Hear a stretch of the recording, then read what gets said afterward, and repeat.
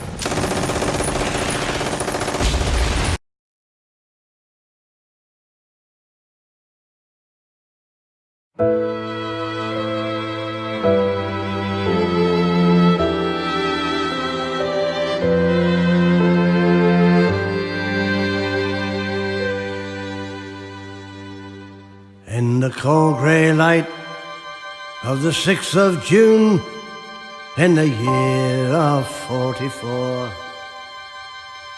the Empire Lark sailed out from Pole to join with thousands more,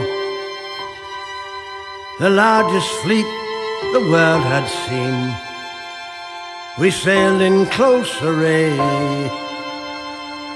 and we set our course for Normandy at the dawning of the day. There was not one man in all our crew but knew what lay in store, for we had waited for that day through 5 long years of war. We knew that many would not return, but all our hearts were true, for we were bound for Normandy, where we had a job to do. Now the Empire Lark was a deep-sea tug with a crew of 33, and I was just the galley boy on my first trip to sea. I little thought when I left home of the dreadful sights I'd see, but I came to manhood on the day that I first saw Normandy. At Arromanches, off the beach of gold, 'neath the rocket's deadly glare, we towed our block ships into place, and we built a harbour there. Mid shot and shell we built it well, as history does agree, while brave men died in the swirling tide on the shores of Normandy. For every hero's name that's known, 1,000 died as well.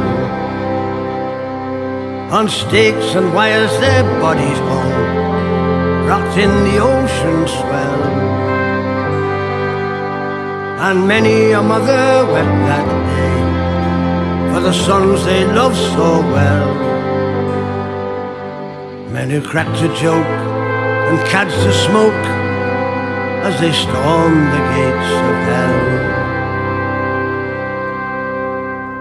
As the years pass by, I can still recall the men I saw that day, who died upon that blood-soaked sand, where now sweet children play. And those of you who were unborn, who've lived in liberty, remember those who made it so on the shores of Normandy.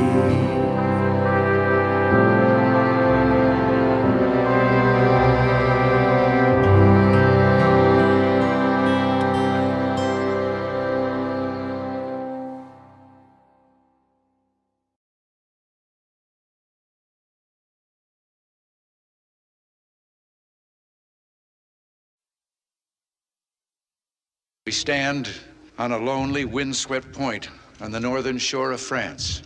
But 40 years ago at this moment, the air was dense with smoke and the cries of men, and the air was filled with the crack of rifle fire and the roar of cannon. Here in Normandy, the rescue began at dawn on the morning of the 6th of June, 1944. 62 of the Rangers who scaled the cliffs there at Pointe du Hoc, now back 40 years later to the scene of their heroic action. These are the boys of Pointe du Hoc.